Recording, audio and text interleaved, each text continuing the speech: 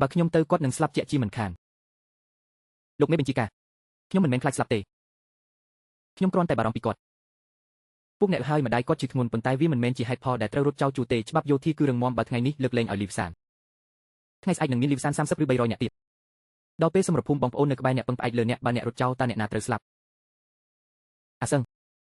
តើអ្នកចង់ការពីអ្នកណាលោកសិនបើបងប្អូនដែលចូលចិត្តអ្នករត់ចោលជួបណ្ដោយឲ្យពួកចៅវកវីសម្រុកចូលពីចំហៀងតើគ្រឿងការពារចិត្តរបស់អ្នកនៅអាចការពារចាំងសិនបានដែរឬលោកពុកឈិនប្រាប់ពួកគេទៅថាឪពុកអ្នកស្លាប់ដោយរបៀបណាពេលយើងឈ្នះមេបញ្ជាការដែលរត់ចោលជួបានរត់គេខ្លួនពេលចំហៀងទំនេរពួកវកូវសម្រុកចូលឪពុកខ្ញុំម្នាក់ឯងឈរទប់នៅច្រកចូលភូមិគាត់កាប់ពួកវកូវដួល3នាក់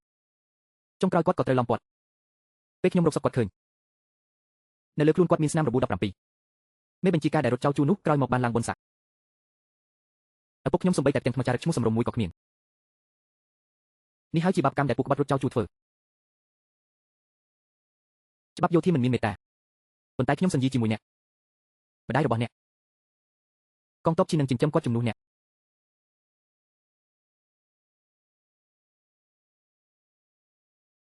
អនុវត្តច្បាប់យោធា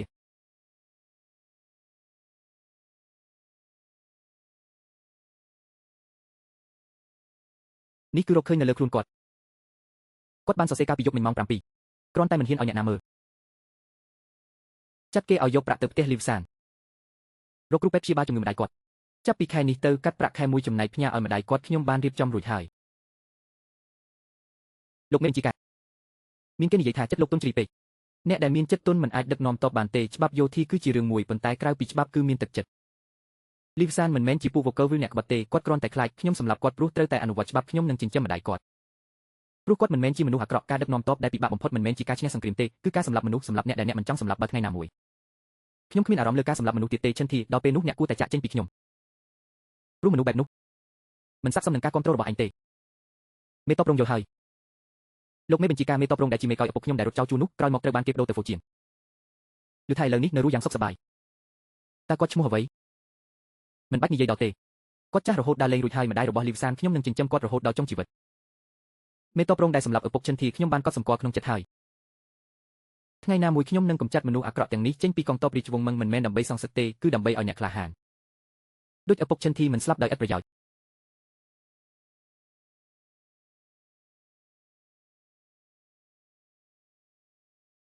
ម៉ែកូនមិនកតញ្ញូទេកូនមិនអាចត្រឡប់ទៅវិញបានទេកងទ័ពជានឹងចិញ្ចឹមម៉ែជំនួសកូនលីវសានសុំលាហើយ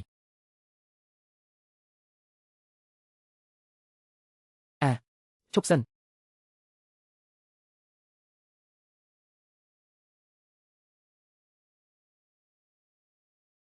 លោកឡាងហើយអ្វីបានជាអ្នកស្រែកលោកមេបញ្ជាការខ្ញុំចង់សួរមួយម៉ាត់លីវសានស្លាប់ហើយម្ដាយគាត់លោកបានចាត់គេឲ្យចិញ្ចឹមមែនទេប្រាក់បានផ្ញើទៅដល់ហើយថ្នាំក៏បានផ្ញើទៅដល់ដែរគ្រូពេទ្យក៏បានទៅដល់ផ្ទះគាត់ហើយម្ដាយគាត់មានអ្នកមើលថែហើយចុះហេតុអ្វីមិននិយាយឲ្យលឿនជាងនេះរឿងនេះខ្ញុំបានដោះស្រាយរួចហើយអ្នកមិនចាំបាច់ព្រួយបារម្ភទេអ្វីដែលអ្នកគួរព្រួយបារម្ភគឺអាវុធនៅចំពោះមុខនេះគឺបងប្អូនដែលនៅជុំវិញអ្នកគឺសមរភូមិនៅថ្ងៃអនាគតខ្ញុំជាគូងសន្យាអ្វីហើយនឹងមិនខុសពាក្យទេប៉ុន្តែខ្ញុំមិនចាំបាច់រាយការណ៍ប្រាប់អ្នកទេអ្នកគ្រាន់តែត្រូវជឿទុកចិត្តលើខ្ញុំលោកមេបញ្ជាការខ្ញុំសួរលោកមួយម៉ាត់លោកចិញ្ចឹមម្ដាយលីវសានមែនទេតើលោកចិញ្ចឹមគ្រួសារទីហ៊ានទាំង3000នាក់បានទេលោកឲ្យពួកយើងសរសេរក្រដាស់ការពារចិត្តឈ្មោះអ្នកដែលចង់ការពារល្អខ្ញុំសរសេរហើយខ្ញុំសរសេរឈ្មោះប្រពន្ធនិងកូន2នាក់ប៉ុន្តែខ្ញុំនៅទីនេះនឿយហត់ស្ទើរដាច់ខ្យល់ពួកវកូវមិនទាន់ឃើញផងខ្លួនឯងហត់ដេកដួលទៅហើយបើខ្ញុំស្លាប់នៅទីនេះតើអ្នកណាជាអ្នកចិញ្ចឹមប្រពន្ធកូនខ្ញុំលោកចិញ្ចឹមគ្រួសារទីហ៊ាន3000នាក់បានមែនឬអ្នកនិយាយត្រូវ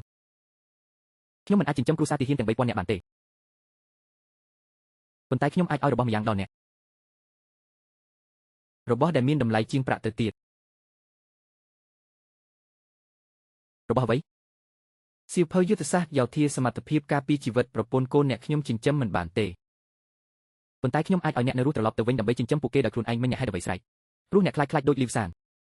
មិនទាន់ដល់សមរភូមិផងត្រូវគ្នាឯងកាប់សម្លាប់ប៉ុន្តែអ្នកធ្លាប់គិតទេថាបើអ្នកឈរជួរឲ្យរងមាំបងប្អូននៅក្បែរអ្នកនឹងមានគ្រោះថ្នាក់តិចចុះអ្នកនៅរស់បងប្អូនអ្នកក៏នៅរស់ដែរនេះហើយជាអត្ថន័យនៃជួរតបលីវម៉ង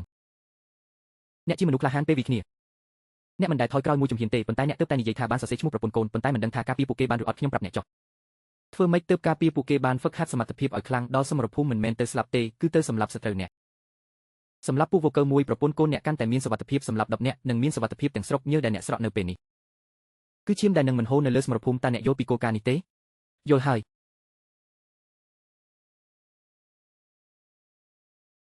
អាលីវម៉ង់ថ្ងៃនេះធ្វើរឿងហួសហេតុពេកហើយលោកមេបញ្ជាការតាត្រូវអ្វីដែលគាត់និយាយគឺជាការពិតមនុស្ស3000នាក់គ្រួសារ3000ការបារម្ភពីគ្រួសារគឺជារឿងធម្មតា